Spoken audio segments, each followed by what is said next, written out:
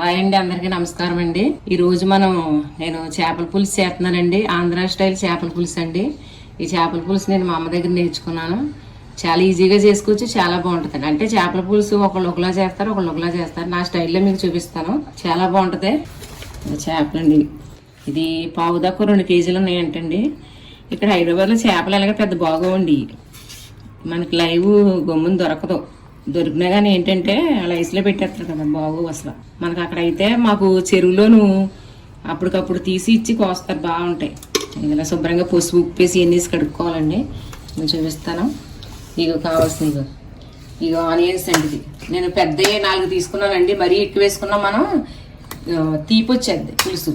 అందుకని మనం చేపలు బట్టి మనం తీసుకోవాలి. ఇగో చింతపండు అండి, అంత వేసుకున్నాను. చింతపండు అంటే పెద్ద జాంకాయ చూసారు పెద్దదే, అంత వేసుకున్నాను. ఇది చింతపండు కూడా పులుపుని బట్టి వేసుకోవాలి మనం. ఇంకా కారం, ఉప్పు, పసుపు ఇవన్నీ మామూలండి. ఇక పచ్చిమిర్చి సీరుకులు చూపిస్తాను ముందు ఎలా చేయాలన్నది. ఇలా పళ్ళల్లో తీసేసుకునండి. ఉల్లిపాయ పేస్ట్ ముక్కలు వేస్తారు, కానీ ముక్కల కన్నా మనం పేస్ట్ వేసుకుంటే బాగుంటుందండి. అంటే గ్రేవీ చిక్కగా ఉంటుంది. కొంతమంది ముక్కలు వేసేస్తారు, చిన్న ముక్కలు కోసి. మీరు ట్రై చేయండి, ఎలా వేసుకున్న దానికి ముక్కలు కోసిందని తేడా ఉంటుంది. గ్రేవీ అన్నది పలసగా కాకుండా చిక్కగా వస్తుంది, బాగుంటుంది. ఈ టైంలోనే అల్లం వెల్లుల్లి పేస్ట్ కూడా వేసుకోండి, 1 స్పూను. ఇప్పుడు పసుపు టీ స్పూన్ అంతా. కారం, కొంచెం కారం పడద్దండి. అందరం మేము కొంచెం కారం ఎక్కువ తింటాం, కారం ఎక్కువే పడుతుంది. నాన్ వెజ్ కదండి, కారం లేకపోతే బాగోదు. ఇదిగో 4 స్పూన్లు వేసానండి నేను. ఇదిగో కల్లుప్పు తీసుకుంటే బాగుంటుందండి. ఉజ్జాయం వేసేస్తాను. ఇది 3 స్పూన్లు ఉంటుంది అన్నమాట. పెద్ద పచ్చిమిరకాయ అయితే ఇలా నాటు పెట్టుకుని వేసుకోండి. పులుసులో మనకి ఇందులో లోపలికి వెళ్ళి తినడానికి కూడా బాగుంటుంది. ఇదంతా బాగా కలిపేసుకోవాలండి.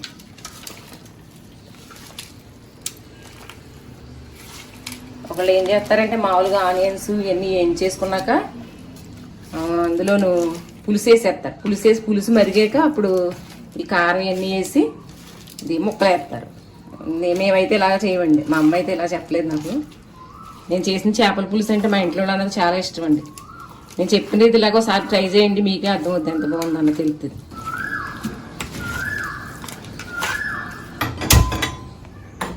గిన్నె దలసర తీసుకోండి. ఇది కొంచెం చేపల కూరదే కొన్నామండి గిన్నె. అది మీకు చూపించే కంటే ఒక వీడియో వస్తుంది, మీకు తర్వాత చెప్తా. అందులో వేద్దాం అనుకున్నాను. ఇంకా మీకు ఆ వీడియో తీయలేదండి, అందుకు గిన్నె పెట్టలేదు నేను. ఇది పెట్టా. మామూలుగా అయితే నాకు సేవండి ఉన్నాయండి పెద్దవి, చేపల కూర వండుకుని. సర్లే ఎందుకు లేని మళ్ళీ ఇది తీసాను. కొంచెం ఆయిల్ కూడా పడద్దండి, నాన్ వెజ్ కదా, కొంచెం పడద్దాయి. ఒక 6 స్పూన్ల దాకా పడద్దాయి. సరిపడ. ఇగో మెంతులండి. పులుసులకి మనం ఎప్పుడైనా సరే మెంతులు వేసుకుంటే, మెంతులు కానీ మెంతిపిండి కానీ ఎక్కువేం కాదు, కొంచెం టేస్ట్ కానీ. ఇప్పుడు కాయగా చేప ముక్కలు.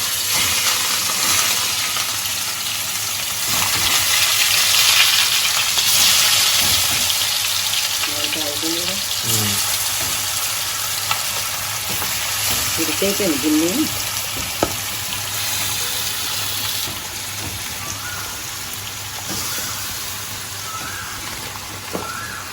ఇదంతా మనం ఇలా వేసేసుకోవాలండి. ఇందులో మనకి ఏంటంటే ఇది కొత్తలాడుతూ వస్తుంది. నేను చూపిస్తాను. ఒక 10 నిమిషాలన్నా మనకి అందులో ఇది ఉడకాలి. ఇది అప్పుడు మనం పులుసు వేసుకోవాలి.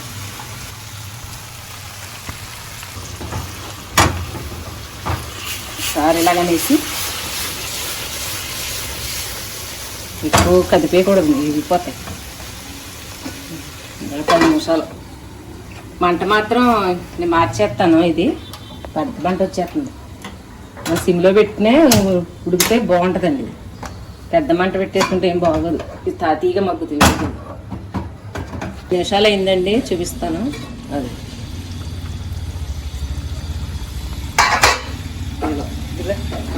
చూపించు. అది ఆయిల్ అలా పైకి రావాలండి. ఇప్పుడు మనం చింతపండు పులుసు వేసుకోవాలి. స్మెల్ తెలిసిపోద్దండి, స్మెల్ వస్తుంది.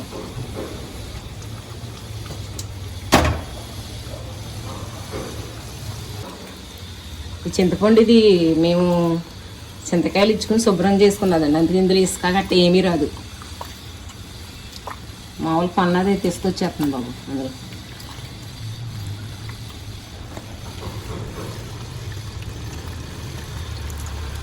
పుల్లగా ఉందనుకోండి చూసుకుని వేసుకోండి. ఇది కొంచెం తీగా పుల్లగా ఉంది, అందుకని కొంచెం ఎక్కువ వేస్తున్నాను.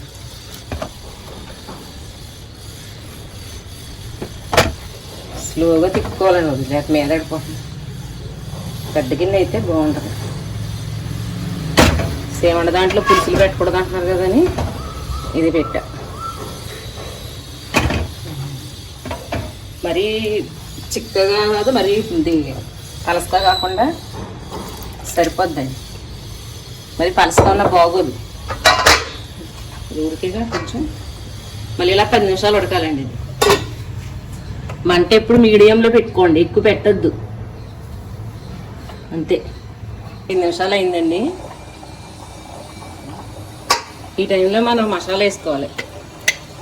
నేను ఆడుకున్నాను కదా, వీడియో చూసారు కదా, చూడకపోతే ఎవరన్నా చూడండి.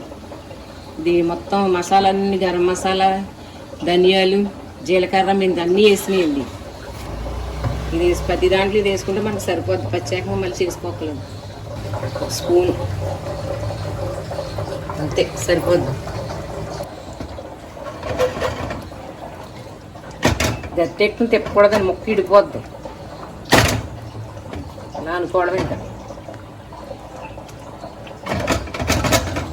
ఇది ఒక 10 నిమిషాలు ఉడితే ఇంకా అయిపోద్దండి, సరిపోద్ది. నేను మంటలో ఉలో పెట్టినా వండుతుందని చూసుకోండి, అలాగే ఉండదు మంట ఎక్కువ పెట్టినా. ఇంకా అది అయిపోయింది. ఆయిల్ మనకి ఇలా పైకి వచ్చేస్తుందండి. ఆయిల్ గ్రేవీ కూడా చూసారా చిక్కగా ఉంది.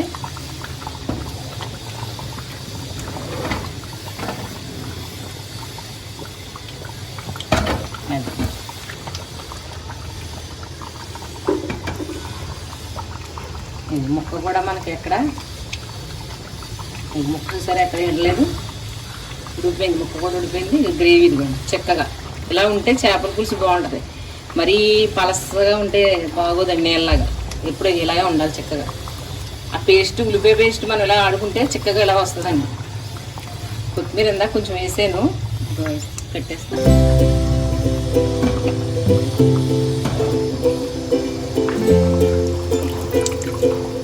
కాళ్ళతో వేసుకోండి, కాళ్ళు ఉంటే ఒకవేళ ఆడేయకుండా కాళ్ళతో వేసుకుంటే కాళ్ళతో పచ్చిగా ఉన్నాయి కదా. అయిపోయిందండి చేపల పులుసు, ఆంధ్ర స్టైల్ చేపల పులుసు రెడీ అండి.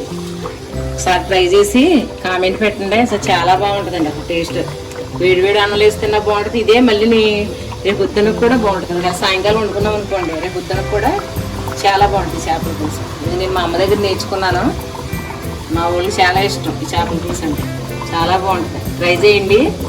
మా వీడియో కనుక మీకు నచ్చితే సబ్స్క్రైబ్ చేసుకోండి, లైక్ చేయడం మర్చిపోకండి. మీకు లైక్ చేయడం వల్ల 10 మందికి వీడియో వెళ్తుందండి. బాయ్ అండి, ఉంటానండి.